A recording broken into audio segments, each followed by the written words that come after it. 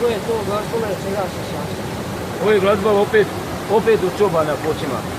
Prvo Javorovo, mišina je od jareta, a od konjskoga repa je dlaka. Znači sve je natura.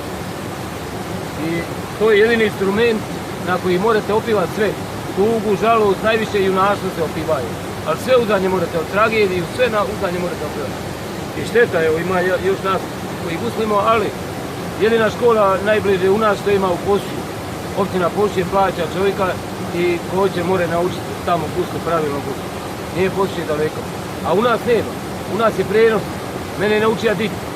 Ako moj sin bude ima sina, ja ću ga naučiti. I to je obiteljski. Kad u kući imaš gusle, ideš iz njega, kad naučiš se gusle. Kako se zove to glazbole? Gusle.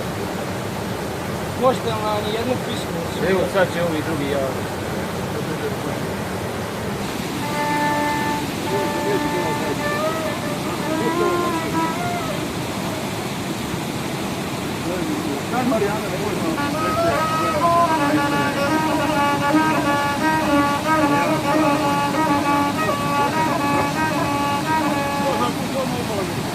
Ja sam Stipan Marinović, narodni guslar iz sela Otoka.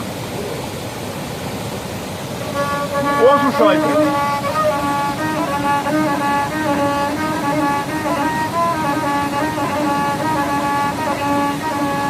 Gusle moje, moja ste starina, potraže ste mi od najboljeg vina, a ja ću uz vas malo zapivati, a i legendu našu otpivati. A Gospod Sinjsku crkvene oltare, u našu alku i stare alkare, da bi našla mira i spokoja, a iz ramena dođe Gospe moja. A sada masi već 300 godina, u najljepši si ti stanovnik Sinja. A Gospe Sinjska tebi ravne nema, a najljepša si od svih lijepih žena. Vlada Vinči da te je vidio, a Mona Lizu on bi zapalio. A mnogi su te htjeli uništiti, a tvoje sveto ime pokaziti. A od barbara turskih osvajača, a tvoja ljubav biše puno jača.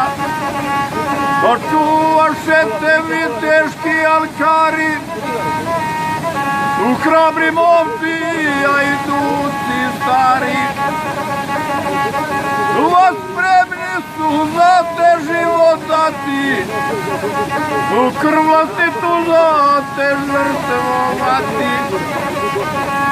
Evo prođe već 300 godina, a od te bitke ispred grada Sinja. To se ovo, Marija.